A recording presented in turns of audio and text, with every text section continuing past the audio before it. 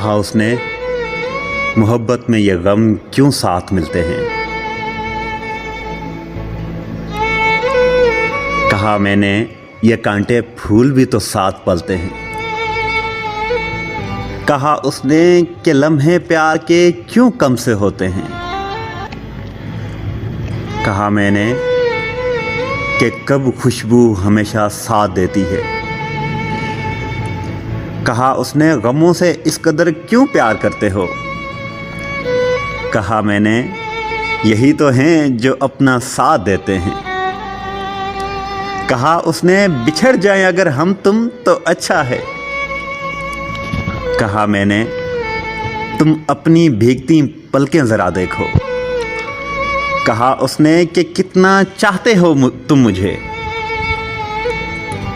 कहा उसने कि कितना चाहते हो तुम मुझे अरशद। कहा मैंने, समुंदर की कभी गहराई देखी है।